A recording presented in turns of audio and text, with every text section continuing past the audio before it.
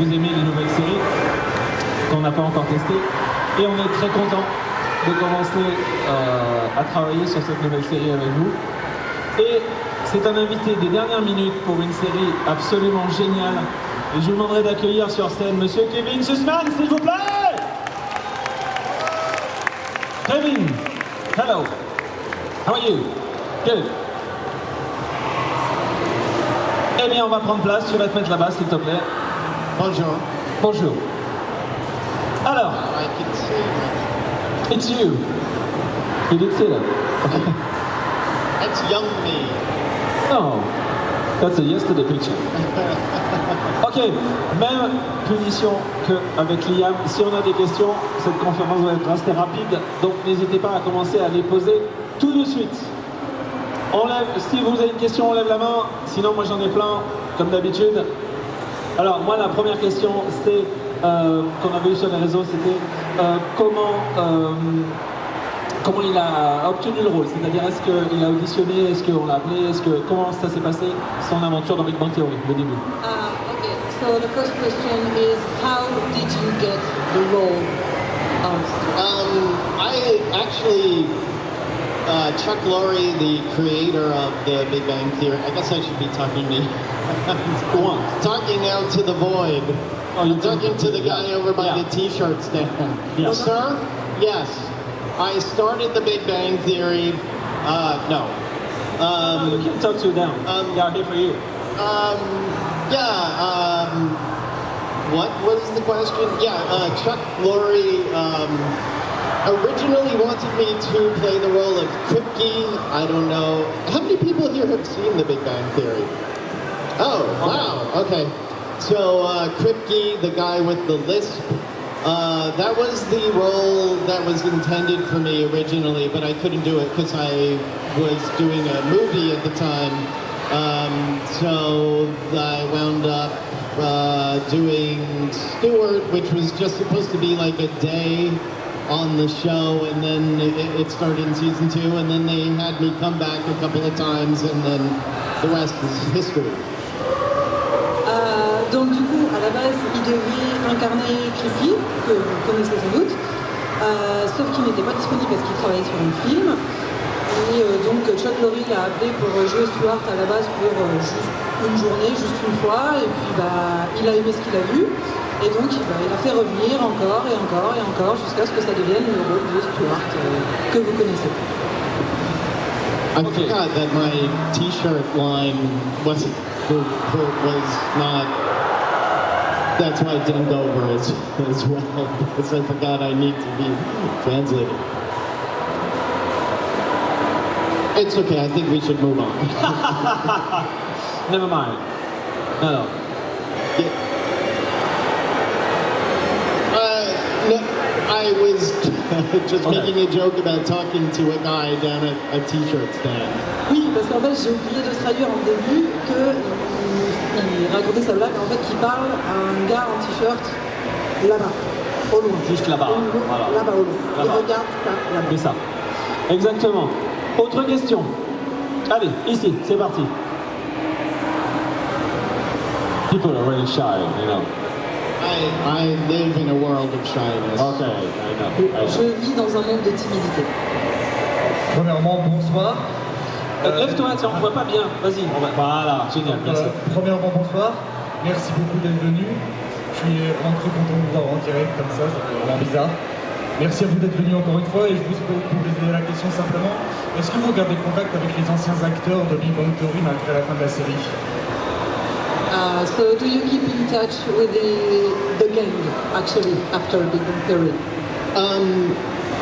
We actually, a couple of us actually had a D&D game going for a while, especially during the pandemic. Some of the writers and Mayim Bialik and Brian Posehn, who plays, I'm forgetting his character's name, the geologist. We had a D&D game going all through the pandemic, and it was a lot of fun. It wasn't traditional D&D. It was like a world that the writers made up that took place in an alternate Brooklyn in the 70s. And it had some weird mythological creatures and stuff. And it was so fun that the writers tried to get it, they tried to pitch it as a series, just having us playing D&D in the middle of the pandemic when Hollywood was completely shut down because it was something that we could do on Zoom, over Zoom, and they figured they would try to broadcast that, but it never took off. But to answer your, oh, that's right, I'm so sorry, oh my God. Let me break that up. You know what, okay. I think I got the whole gist okay. about you playing D&D. Yeah. So I'm just gonna Okay, yes. So I played D&D over Zoom with some of the actors and writers. Donc du coup, on va résumer un petit peu ce qui a été And dit. please apologize, I keep forgetting that you're translating. Il s'excuse parce qu'il oublie qu'en fait je dois vous traduire ce qu'il raconte. Donc en fait pendant la pandémie, lui, certains scénaristes et des acteurs du show se sont réunis via Zoom pour jouer à Donjons et Dragons dans une version alternative de Brooklyn. With the monsters, an alternate Brooklyn. Mythological creatures. Voilà, avec des créatures mythologiques, etc. Donc tout ce que vous voulez, bien Donjons et Dragons. Et en fait, ils se sont tellement éclatés que les auteurs ont commencé à scénariser leurs séances et éventuellement pour pouvoir proposer une série à ce sujet-là. Mais à ce jour, en tout cas, la série n'a pas été choisie. Voilà. Merci. Ok, on continue. Une autre question. Allez, la clé. Qui a des clés? Ok. Ah, il faut pas blesser les gens par contre. Hi, hello. Yeah, I was wondering something. I never really considered it beforehand, but when you were writing Stuart character, was it all Chuck Lorre, or it was both you and him were working on his persona or not? Okay, first of all, I promise I will break this up into little bits.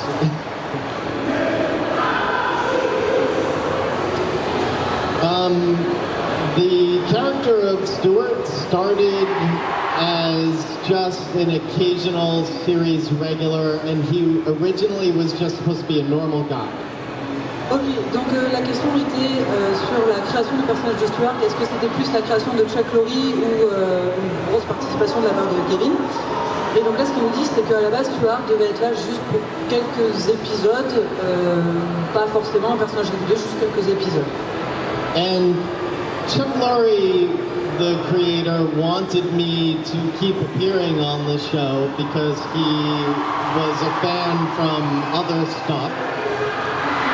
Ok, du coup, Chuck Lorre, le créateur de la série, en fait, voulait que Kevin revienne encore et encore, du coup, sur la série. But then there was one moment in particular when there was a scene with Penny, and she comes into the comic book store, and she asks me a question, and as she's leaving, which was not in the script, I muttered under my breath, I love you. Ok, donc en fait, il y a une scène dans la série où Penny est dans le magasin de comics de Stuart, et en fait, elle s'en va, et Kevin a rajouté au doublage, donc après le tournage, une phrase qui n'était pas dans le scénario. Il a murmuré le fameux I love you, je t'aime. Je t'aime. And from that point on is when they sort of caught on to this whole Stuart vibe, where Stuart sort of regresses because he started as a normal person and then he gets more and more desperate, and his undying love of Penny. Ok, donc à partir de ce moment-là, donc où il murmure le fameux je t'aime, du coup le personnage de Stuart a commencé à régresser. À la base c'était un mec tout à fait lambda, tout à fait normal, Mais avec cette phrase, il a montré une sorte de désespoir. Et du coup, en fait, Chuck Lorre, etc. se sont rattachés à ce désespoir que dégageait le personnage de Stuart après avoir dit ce fameux « je t'aime ». And the writers are very good for all of the actors. The writers were really good because we would hang out with the writers a bunch, and they were really good at picking out parts of our own personality and writing jokes and stuff that they knew were closer to us personally.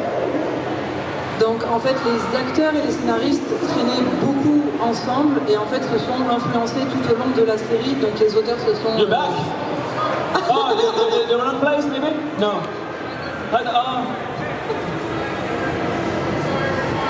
Okay, how you doing, man? What's your name again? What's your name again? Michael? Michael Oh, you play Rosenbaum, next to excuse-moi. Hey, that's yeah. Ça s'appelle c'est pas un photobomb du coup, c'est un Q&A bomb. The Q&A bomb. Oh my god. Okay. He's going to need a heavy massage after that leap. Oui, effectivement, il aura peut-être besoin d'un bon massage après ce saut merveilleux. Oui, je pense qu'on l'a perdu un petit peu là quand même. J'ai eu très très peur. Donc, du coup, on en était sur les auteurs et les acteurs qui traînaient beaucoup ensemble et s'inspiraient en fait les uns les autres.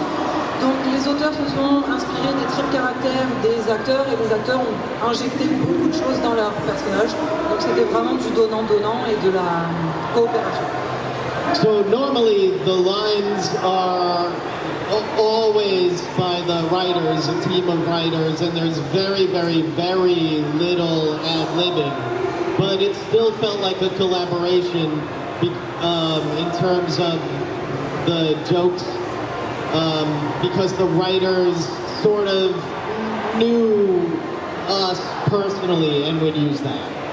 Donc en fait les auteurs connaissaient tellement bien les acteurs que c'était très facile pour eux d'écrire des blagues et en fait de se nourrir de la personnalité des acteurs pour écrire les blagues que vous aimez.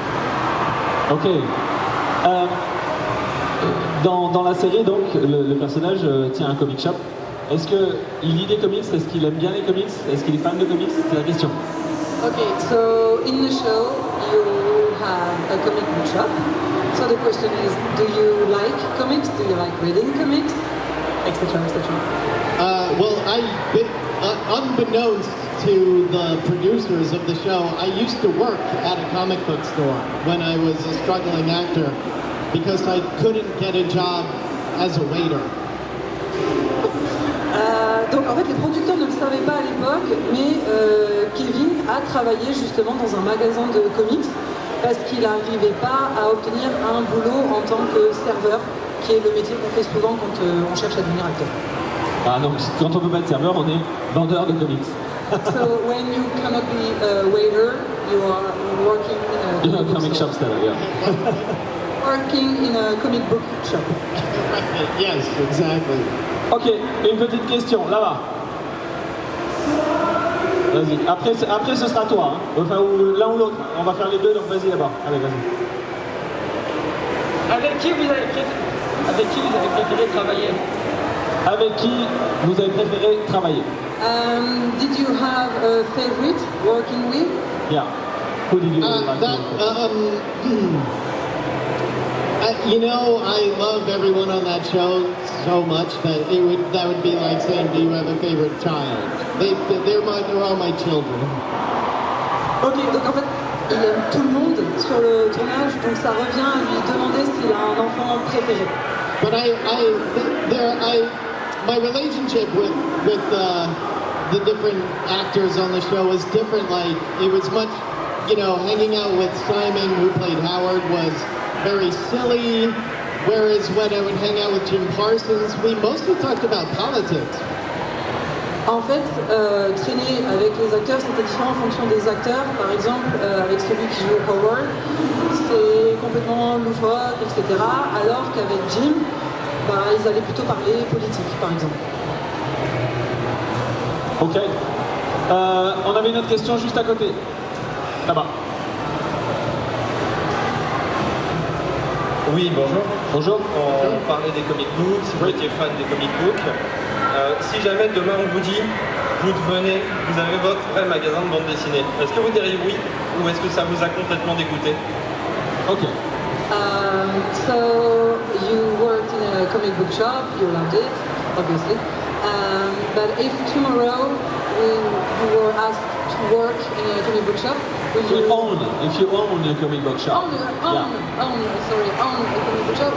Would you like to own your own comic book shop, or are you like, I loved working in a comic book shop, and but owning a comic book shop, let me put it to you like this: the Stewart's financial situation was not that far off from most people that own comic book shops. It's very tough, especially, and I know this because I worked in a comic book shop, especially with comics, so much of it changing to digital. It's a really tough gig to operate a comic book shop now. People don't go into it for the money. Not that I don't mean to come off as a shallow person. I'm just saying it's something you have to do for the love of it. donc sans vouloir paraître, j'ai oublié le mot, Désobligeant peut-être. désobligeant par exemple. Il a adoré travailler dans un magasin de comics, mais en fait, être le propriétaire de ce genre de magasin, financièrement, c'est très très compliqué, surtout que l'industrie du comics change, se dirige beaucoup vers le digital, et que la situation financière de Stuart dans la série est relativement proche de celle que peuvent vivre les propriétaires de ce type de magasin. Et donc ce serait très compliqué de pouvoir s'en sortir, mais en général, les gens qui possèdent ce type de magasin le font par passion et non pas par appât du gain. Exactement, exactement. Question suivante, ici. Hi Kevin. Bonjour. How good looking is Kylie Cuoco? What about Kaylee? How pretty is Kylie Cuoco? Oh, she's gorgeous, and she is, on top of being gorgeous, she is one of the nicest people on earth. Yeah, I loved being in scenes with Kaylee. Yeah. Oui, donc Kaylee, j'espère que je prononce bien. Kaylee, en plus d'être absolument magnifique, c'est une des personnes les plus sympas qu'il était donné de rencontrer. Yes, I have to say that I think that Kaylee, because she was, I don't know if this is a French term, but the straight man, because like she's not the weird one, so she's sort of the straight person. Doesn't get a lot of credit for how awesome she was on that show, but I felt that she was the glue that held it together, because all the other crazy characters are sort of orbiting around her, and she makes it all believable because the way she reacts to everyone is so real. En fait, Kelly devait jouer un personnage très normal, ancré dans la réalité, et la façon dont elle l'a fait, ça a été vraiment la glue pour tous ces personnages complètement loufoques qui courent à droite, à gauche. Et donc il admire beaucoup la façon justement dont Kelly a incarné ce personnage-là, parce qu'au final c'était pas si facile de jouer le personnage ancré dans la réalité avec tous ces personnages loufoques tout autour.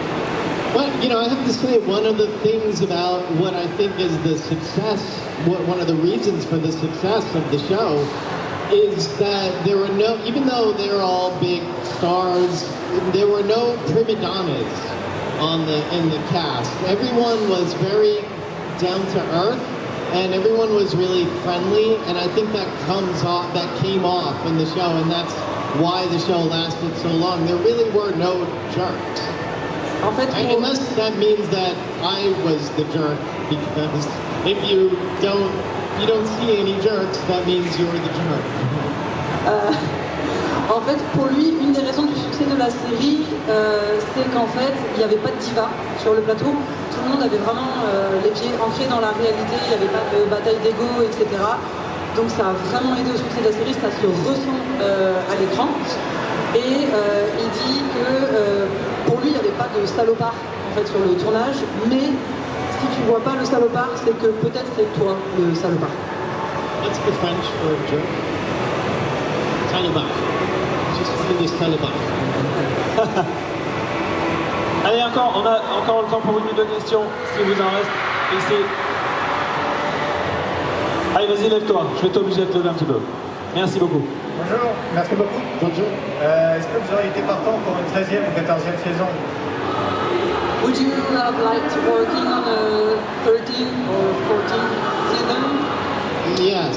I mean, I wasn't in every episode. I was in less than half the episode, so I would have liked to have kept going.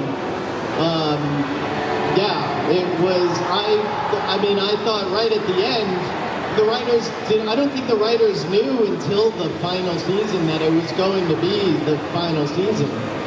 And my character had just gotten a girlfriend. So I was excited to see what was going to happen with that storyline, but alas, it wasn't so. Alors effectivement, il aurait bien aimé travailler sur une saison 13, une saison 14, surtout qu'au final, il est là que à peu près dans la moitié des épisodes sur l'entièreté de la série. Et pour lui, les producteurs en fait n'étaient pas au courant que la saison 12 serait la dernière avant que ça soit la dernière. Ce qui est un petit peu dommage puisque le personnage de Stuart en fait commençait à vraiment se développer et il venait d'avoir une petite copine, etc. Donc lui, il aurait beaucoup aimé connaître la suite de cette histoire. Et voilà, et je crois qu'on est obligé d'arrêter là pour cette petite intervention scénique. We're done with the Q&A. On l'applaudit s'il vous plaît. Merci beaucoup, Kevin Sussman.